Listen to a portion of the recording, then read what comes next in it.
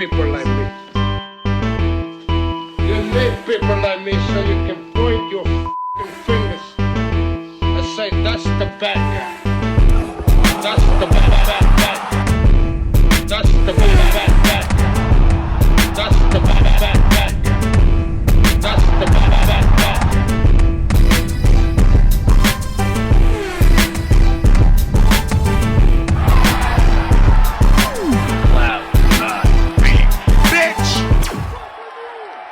Welcome to the mother relay. We're covering today's top boxing news.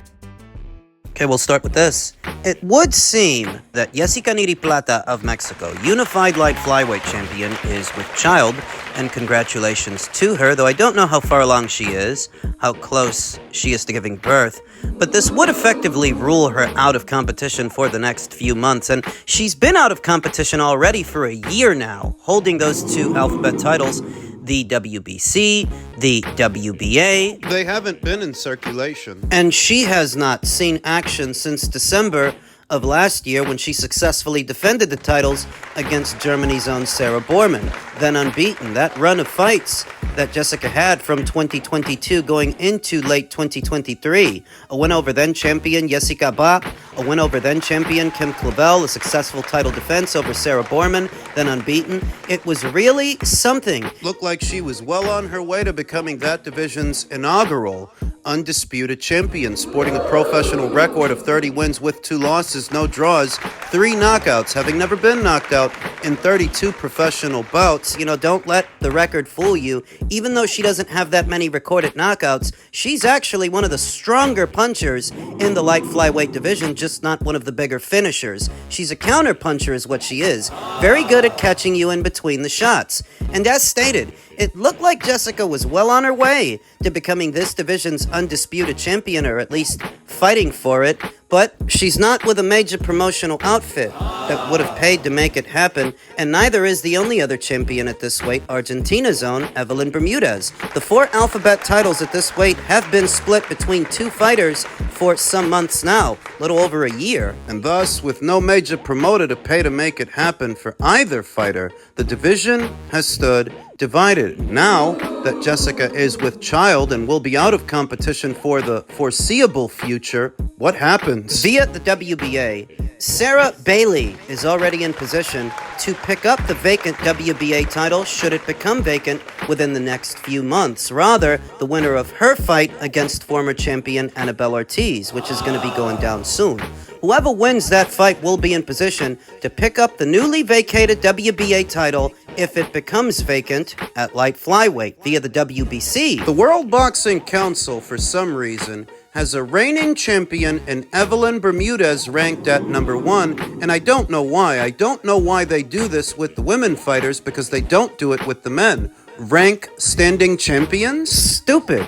Evelyn is not a contender, and she shouldn't be there. Ranked right behind her is former WBC champion Kim Clavel, and this is where it gets interesting. So Kim Clavel sports a professional record of 20 wins with 2 losses, no draws, 3 knockouts, having never been knocked out in 22 professional bouts, and she's already shared the ring with both reigning champions at this weight. She shared the ring with Jessica Plata, and she lost that fight, and she's shared the ring with Evelyn Bermudez. Same deal.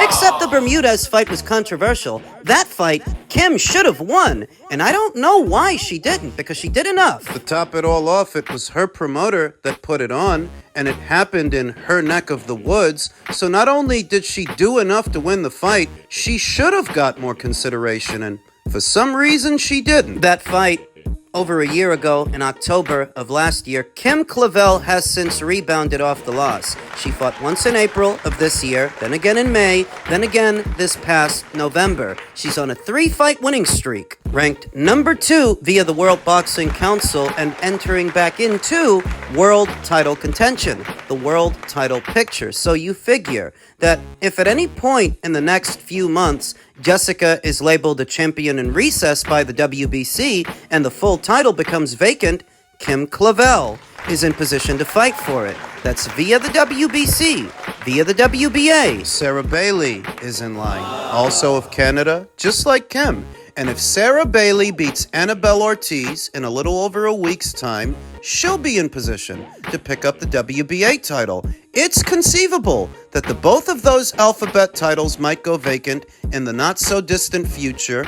They might pick them up, which could set up an all-Canadian shootout, an all-Canada showdown between Sarah Bailey and Kim Clavel. So it could break down. I don't know that these alphabet organizations have any kind of a policy as far as maternity leave, but you figure that they haven't been collecting sanctioning fees from Jessica's fights for the last 12 months, and they're not about to. On that premise, they might decide to label her a champion in recess and let some other girls fight for those titles. I think it's only right. Landscape could change in the light flyweight division very soon. Change for the better, because this division needs some life. It needs some action. Accomplished in the sport, Lamont Roach or Shakur Stevenson?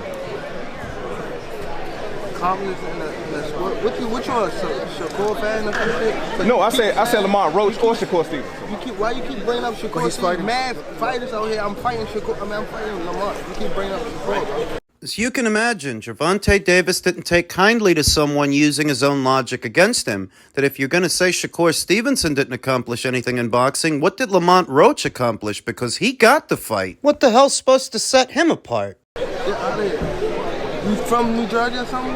No, I'm from here, from D.C. Yeah, what's the problem? That's probably why. He's got to be from New Jersey to ask you about Shakur Stevenson. He has to be a Shakur Stevenson fan. He can't just be a concerned member of the media. I will up and that nigga. Not if you don't fight him. Big talk from a not-so-big man who's clearly unnerved with the line of questioning. Whenever Shakur Stevenson's name is brought up, he can't hide his feelings. So maybe he's tired of people asking him about it while he's en route to fight someone else. Well, maybe if he were actually fighting people that people want to see him fight, they wouldn't ask him about Shakur. They wouldn't ask him about any of these other guys. You say before you retire you want to fight Devin and Shakur. Is that still the plan? I never said that. Now, wait a minute, Gervonta. You said earlier this year that you had entered into a 6 to 7 fight deal, and one of the fights of that deal was a Shakur Stevenson fight. That's what you said. When I said that, I never said that. It's getting more and more awkward for Shakur Stevenson to do these pressers, these public appearances, and the members of the media are becoming ballsier over time. When they see one member of the media do it, Another one's going to pipe up. Another one is going to follow. More and more. It's going to have a snowball effect. because consistently for year after year, you've been fighting guys that nobody's been asking you to fight and getting upset when people ask you about the ones they do. The guys they do want to see you fight. Coward. Why should a Shakur Stevenson fight be out of the question when you make time for guys like Yuriorkis Gamboa and Rolly Romero and Isaac Cruz, Frank Martin? These are not more accomplished fighters than Shakur Stevenson. That you should ever question, what has he accomplished? What did they accomplish? Because they got the fight, so why can't he? Why can't you just let it happen? Let what happen? Christmas wish list. 3 names that you want 2025. I won't say. No. All right. Who? He's gonna call? All right. Yeah, that's how I usually do. I don't never call nobody out. Ooh. So it'll be a first time. So more reason to tune in on March 1st.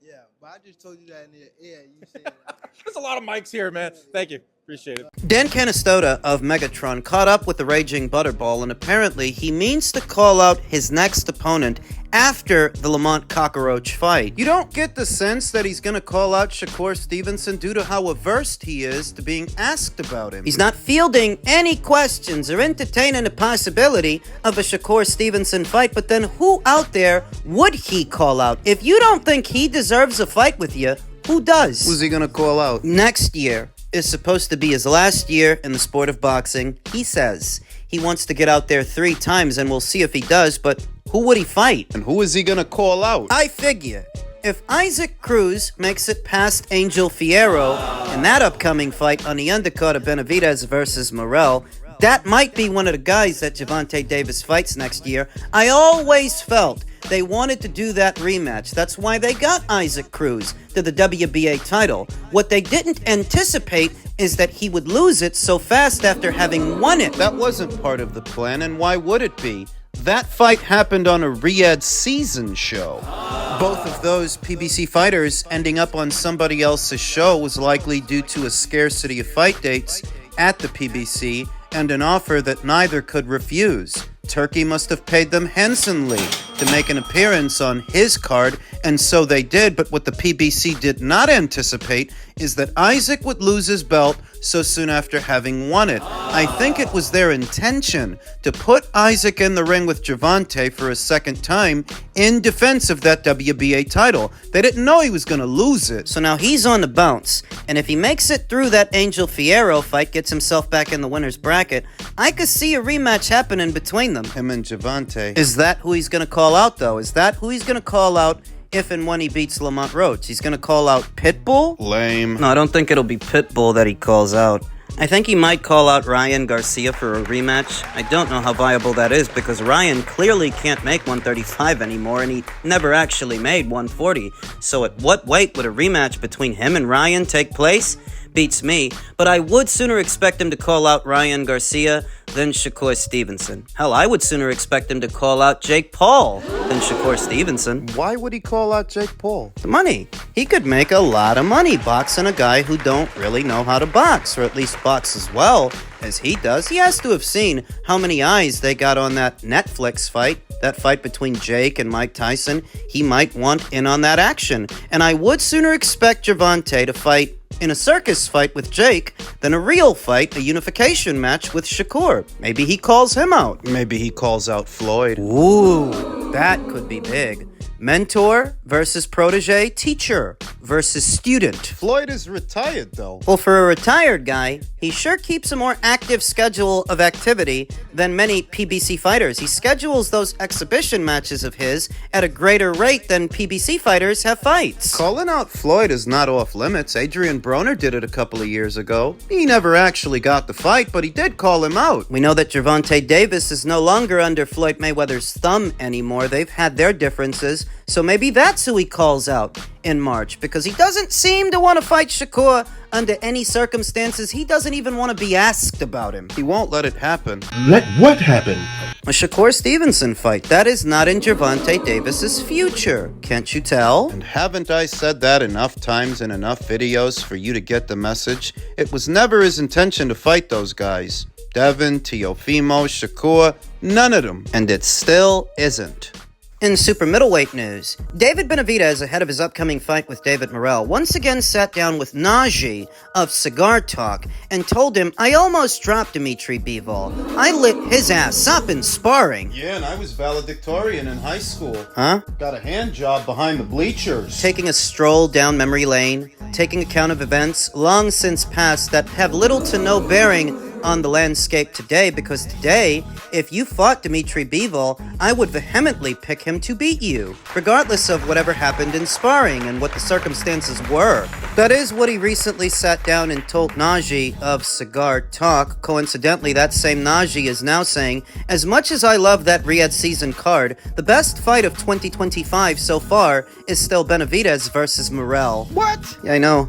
The both of those guys didn't even look good in their last fights. David Benavidez, David Morell, but I guess it all just boils down to preference for Najee. Or whoever gives him interviews. It's a common practice in this day and age where really it's the fans covering the sport more than the actual journalists. There are very few journalists, and what there are more of are fans with channels. They cover the sport now, so that when they get regular access to a fighter, they're basically a member of the team. Another arm of promotion. That's basically what Najee's doing. He's promoting the David Benavidez versus David Morell fight to his subscribers, to his followers, as being better than Beterbiev versus Bivol, which it isn't. And that's what David Benavidez is doing too. He's trying to present himself as being a better fighter than Dmitry Bivol based on a sparring session that happened however many years ago. Coincidentally, Zerto Ramirez had a sparring story about Dmitry just like David's, but when they actually fought, who won? Dmitry. I was even sent pictures of the sparring session. Dmitry Bivol was sporting a shiner that apparently Zerto gave him, but when they fought, it didn't matter. Under the hot lights is the only time it counts. It's the only time it matters. This is a veiled effort to make David Benavidez seem like he's a better fighter than Dmitry Bivol for having not beat him. Because you didn't beat him. And to make his fight with David Morell seem more attractive than Dmitry's rematch with Artur Beterbiev, except your fight with David Morell is a lot more expensive, over 3 times more expensive than the Beterbiev versus Bivol rematch, and that has a better undercard. What's on your undercard? Isaac Cruz coming off a loss? A rerun between Brandon Figueroa and Stephen Fulton? That I should have to pay $80 to see that? It didn't cost me anywhere near as much money to watch them fight the first time. It didn't cost me anything at all, but now I have to pay $80 for the rematch that I wasn't asking for. No, you have to pay $80 to see David Benavidez and David Morell fight for 2 baby belts, 2 Happy Meal titles, 2 secondary titles to the full ones that Dmitry and Artur are fighting for. One fight is for undisputed. That one's only 25. Your fight is for 2 wannabe titles, 2 wannabe belts. And that one's for 80. No, from where I'm sitting, this is not a hard decision to make what card and what main event actually is value for money and which one isn't, irrespective of what a content creator like Najee might feel so inclined to tell his subscribers and his audience. All of that is a lot of bullshit. You're just saying that because David gives you exclusives, because he gives you interviews. David Benavidez versus Dmitry Bivol is a distinct possibility in the sense that if Dmitry avenges the loss to Artur and becomes undisputed champion, that sets the stage for him to fight the winner of David Benavidez versus David Morell. David ain't gonna fight him. I don't think David Benavidez actually will fight the winner of that fight. I don't think he wants to fight Dmitry Bivol. They mentioned a fight with Zerto Ramirez, at least his father did, a couple of days ago, and I would sooner expect David Benavidez to go through with that fight than go through with this one. He's fat. He's huge. He already looks like he's busting at the seams at 175. At cruiser, he wouldn't struggle with his weight so much. But if they fought, oh yeah, Dmitry takes him to school. For 36 minutes, Dmitry Bivol was able to endure the thudding power of Artur Beterbiev, who is by and large a stronger finisher than David Benavidez ever was against bigger men and a higher tier of fighter. If he can take what Artur's got, he can take what you've got. Because you don't hit that hard. And you're not as good a boxer as Artur. The delivery system for your would-be power, you're a very simple fighter. Simple boxer. Not well-schooled. Guy's walking on quicksand, shoulder square, throwing arm punches. He would do to David Benavidez what he did to Zerto Ramirez. Dmitry would. If he beats Artur Beterbiev, and David Benavidez actually goes through with a fight with him, provided he beats David Morell, oh yeah, I've got Dmitry. That's an easy pick. David is just a pocho. A wannabe monster that's more like a treasure troll. Mediocre.